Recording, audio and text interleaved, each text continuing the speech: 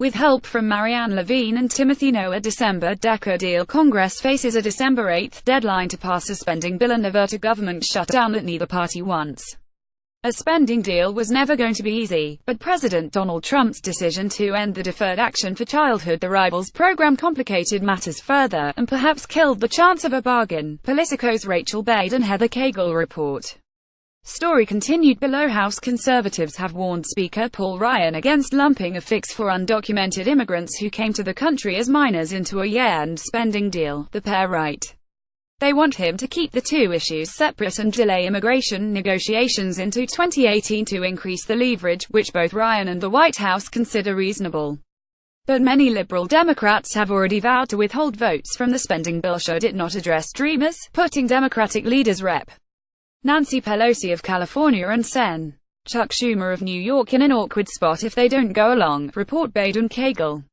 Democrats know Republicans need their votes to fund the government past the current December 8 deadline, and many want Pelosi and Schumer to stand firm against the must-pass bill until leaders save the Obama-era Deferred Action for Childhood Arrivals program. Enter a familiar, albeit temporary solution delay. Ryan RWIs, Pelosi, Schumer and Senate Majority Leader Mitch McConnell RKY, the pair write, are already discussing a short-term government funding extension to buy themselves more time to negotiate, likely culminating in a Christmas-time collision.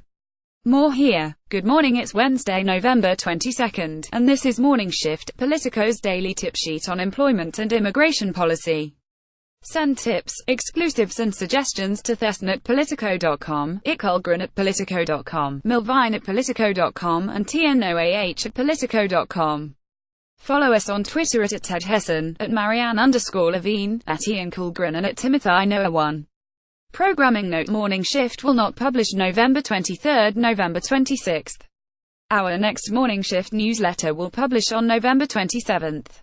Please continue to follow pro-employment and immigration issues here. Mark your calendar. Politico is partnering with women-owned businesses in the DC metro area to offer a full week of exclusive perks in conjunction with the 5th Annual Women Rule Summit. Join the fun at participating businesses during Women Rule Week, November 27th to December the 1st for exclusive deals, and tweet 5x using Women Rule for a chance to win 2 free tickets to the summit on December 5th. Listen to the latest Women Rule podcast featuring Glamour editor-in-chief Cindy live here.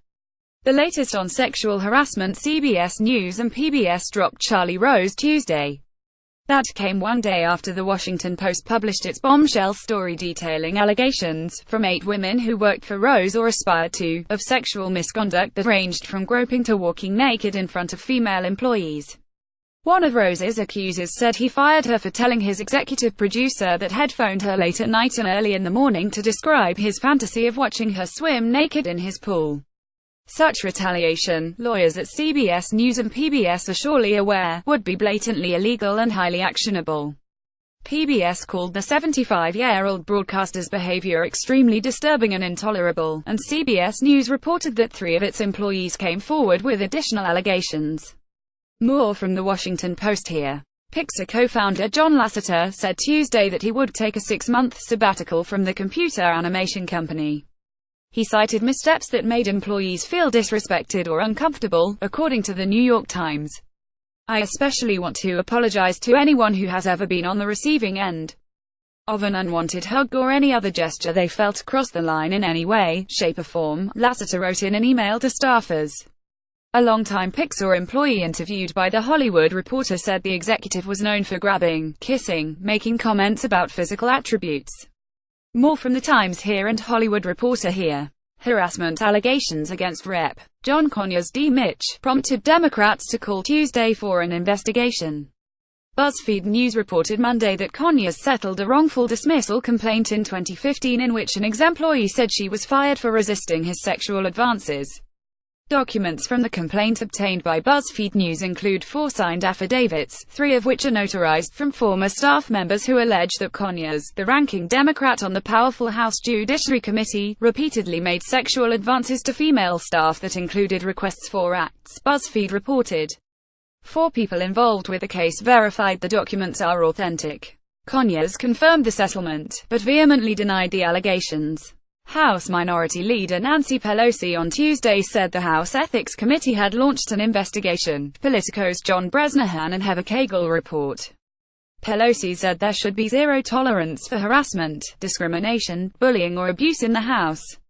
More from BuzzFeed here and Politico here. 1/3 of American women say they have been harassed at work, according to a new poll from NPR, PBS NewsHour, and Marist.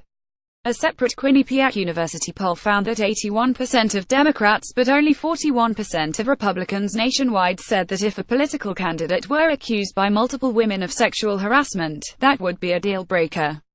49% of the Republicans said Roy Moore should not be expelled by the Senate if he's elected, against 33% who said he should.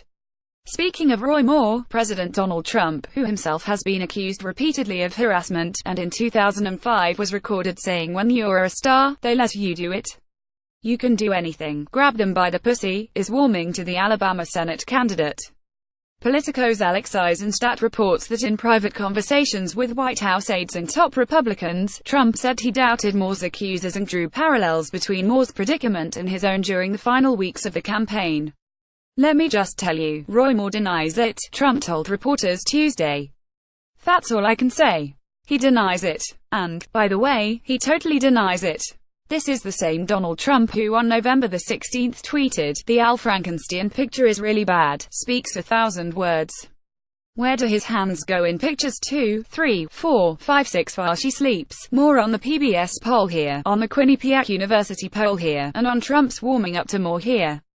ICE plans fast food operation. Federal agents are planning to conduct a major worksite enforcement operation at a national food service chain in the coming weeks, Betsy Woodruff reports in the Daily Beast, citing an internal U.S. Immigration and Customs Enforcement document. The current plan is focused on employers who exploit undocumented workers by illegally paying them below the minimum wage. The operation will target locations around the country and will likely result in charges of harboring illegal aliens, according to an ICE official. Trump's immigration crackdown has been underway for 10 months, but worksite enforcement wasn't a public priority until recently. Even now, the administration's plans aren't very clear. When ICE's top official Thomas Homan spoke at a Heritage Foundation event in October, he focused mostly on so-called sanctuary cities, which he said entice more illegal behavior. Homan didn't mention worksite enforcement until an audience member asked about it, prompting him to answer that he would increase the time agents spend on investigations by 4 to 5 times current levels. Not only are we going to prosecute the employers that have knowingly hired illegal aliens, Homan said, we're going to detain and remove the illegal alien workers. In the Daily Beast report, Woodruff writes that the operation will build on previous work. She cites a 2015 effort that targeted the owner of more than a dozen 7-Eleven stores.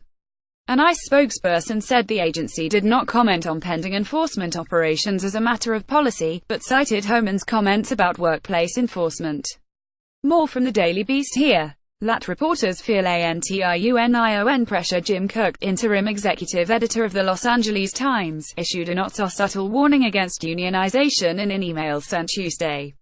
In the missive, Cook reiterated to the LA Times staff that a union cannot guarantee better salaries or annual increases. He added that if salaries are indeed adjusted, there could be cuts and reduced benefits. The LA Times Guild Organizing Committee had some thoughts of its own. In an online post, the Guild argued that Trunk, which oversees the outlet, could pay for raises and improved benefits by cutting benefits for executives.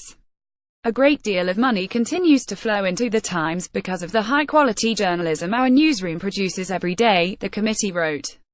The problem is that a disproportionate amount of those profits are lavished on the salaries and perks for LA Times CEO Ross Levinson and a handful of other richly compensated Trunk executives.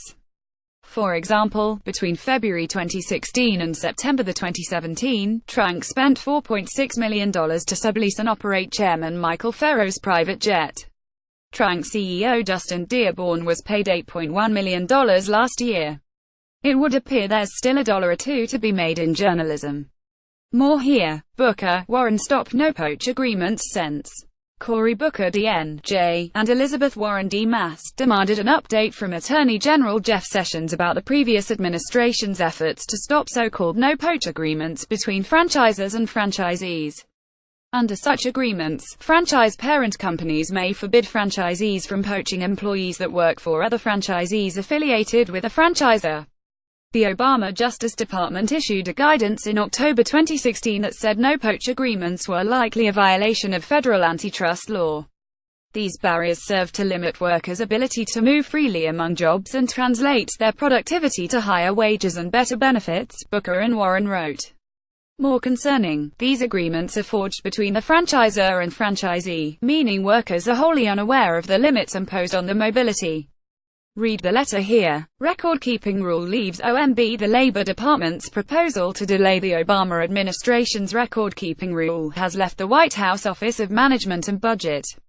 Issued in May 2016, the rule required employers to provide records of workplace injury and illness to the DOL for posting online. The Trump administration proposed earlier this year to delay to December 1 the rule's requirement that employers provide a summary of their data on illnesses and injuries. Fishing for details in agent's death. FBI officials say they are investigating their of a Border Patrol agent and injuring of another in West Texas as a potential assault, but they would rule out that they were injured in some other way, Elliot Spigat writes in the Associated Press. The officials would say why they believe the agents might have been attacked. Agent Rogelio Martinez died Sunday after suffering extensive injuries to his head and body. His partner, whose name hasn't been released, was seriously injured. A U.S. official with knowledge of the investigation told the Associated Press on Monday that investigators believe Martinez may have fallen into a culvert near Van Horn, Spigat writes. The official said Martinez's partner, who radioed for help, has no memory of what happened.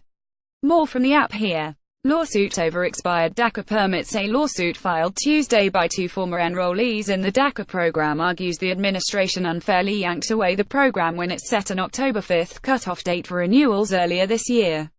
Beyond that, DHS limited the universe of people who could apply for renewals to those with DACA expiring between September 5 and March 5. Although several lawsuits have been filed challenging the termination of the program, this is the first specifically focused on the issue of expired permits, The Washington Post reports. More here. Trump nominates Labor. The CFO. President Trump will nominate James Williams to become the Labor Department's chief financial officer, the White House announced Tuesday. Williams most recently worked as general counsel at Liquidity Services, which assists companies selling surplus assets. More from the White House here. KOBACH. Trump flopped on Haiti. Kansas Secretary of State Chris Kobach said Tuesday that the Trump administration took a dovish approach to renewing a humanitarian status that covers roughly 59,000 Haitians in the United States. DHS announced Monday night that it would terminate temporary protected status for Haitians, but with a July 2019 effective date, the longest possible delay. McClatchy's Franco Ordonez reports that Kobach told the alt-right website Breitbart the White House failed a big test when it granted Haitians an 18-month grace period to prepare to lose legal status. Kobach, an immigration hardliner who advised the Trump campaign, is also running for Kansas governor. Extension of TPS for Haitians sends a bad signal that the Trump administration may not really be as interested in enforcing the law as first thought, Kobach reportedly told Breitbart. I think it's really important now that White House reassure the country that they will not follow executive amnesties. Morning Shift found the Kobach interview on Breitbart, but not the quotes. The Breitbart story bears an editor's note. This article was updated following DHS's announcement. Read McClatchy's piece here. Scrapping Entrepreneur Rule. A notice to officially end the International Entrepreneur Rule has been sent to the Office of Management and Budget, the first step the Trump administration must take to officially end a rule that would allow some foreign startup founders to stay in the U.S. and build their companies, the San Francisco Chronicle reported earlier this week.